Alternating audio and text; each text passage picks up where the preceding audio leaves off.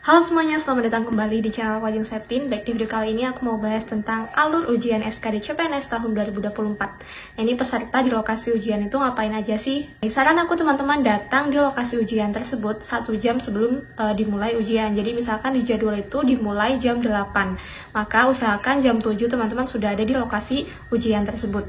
Kemudian nanti jika sudah mulai, teman-teman akan dikumpulkan dalam suatu ruangan atau tempat tertentu, yaitu ruang tunggu atau tempat tunggu. Di situ nanti peserta akan diminta satu-satu, pertama untuk melakukan pengecekan berkas-berkas. Nah, berkas yang dicek itu meliputi KTP atau kartu identitas diri teman-teman.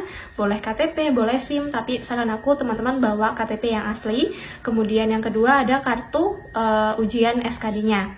Nah, setelah pengecekan berkas, teman-teman akan beralih ke pendaftaran atau registrasi, dan di situ akan diberikan PIN untuk ujiannya. Selain itu juga sempat wajahnya tuh dikasih kayak kamera buat ngecek apakah ini benar-benar yang daftar atau bukan, soalnya takutnya ada perbedaan wajah, dia pakai joki dan lain sebagainya. Jadi dipastikan bahwa itu memang pendaftar.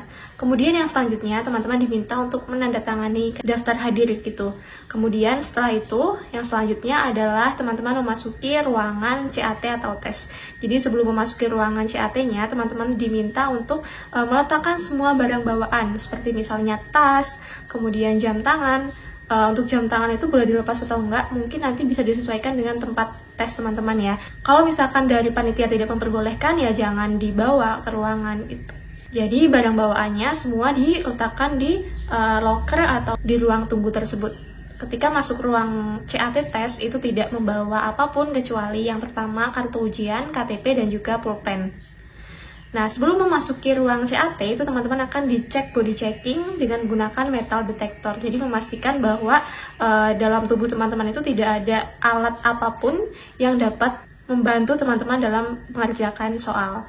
Jadi seandainya ada yang niat untuk bawa alat misalnya kamera kecil gitu, itu pasti ketahuan ya. Jadi jangan sampai dilakukan, soalnya kalau ketahuan teman-teman bisa didiskualifikasi. Karena untuk penjagaannya nanti cukup ketat. Jadi sekalipun teman-teman akan melakukan kecurangan misalnya gitu ya, itu pasti tetap ketahuan dan akan didiskualifikasi. Oke, kemudian setelah body checking dengan menggunakan metal detector oleh satpam, itu teman-teman memasuki ruang CAT kan. Nah, untuk tempat duduknya nanti akan diarahkan oleh panitia yang ada di dalam. Jadi teman-teman silahkan ikuti instruksi dan juga perintahnya. Kemudian nanti untuk pengerjaannya, mulai ngerjainnya kapan juga tunggu instruksi. Dan apakah ketika melakukan tes SKD itu diperbolehkan makan dan minum serta ke WC? Itu tidak ya teman-teman. Jadi pastikan sebelum mengerjakan tes itu biasanya panitia akan memberikan waktu bagi yang mau minum atau bagi yang mau ke kamar mandi, dipersilahkan paling 15 menitan ya.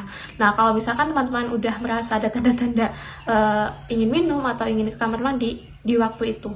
Soalnya kalau udah mulai mengerjakan tes itu tidak diperkenankan keluar ruangan ataupun makan dan minum. Oh ya, dan pastikan ketika mau berangkat ke lokasi ujian, kalau misalkan nggak puasa, teman-teman pastikan makan dan juga minum dulu. Soalnya nanti kan berpikir ya dengan keras gitu ngerjain soal SKD, takutnya kalau belum sarapan karena nggak puasa, jadi konsentrasinya kurang. Kalau misalkan diniatkan untuk puasa ya pasti dikasih kekuatan gitu ya. Tapi kalau misalkan nggak niat puasa, sarapan dulu sebelum berangkat. Oke, sekian informasi yang dapat aku sampaikan di video kali ini. Mungkin video ini bisa dijadikan untuk gambaran yang pastinya bisa menjadi persiapan buat diri teman-teman gitu. Sampai jumpa di videoku yang selanjutnya.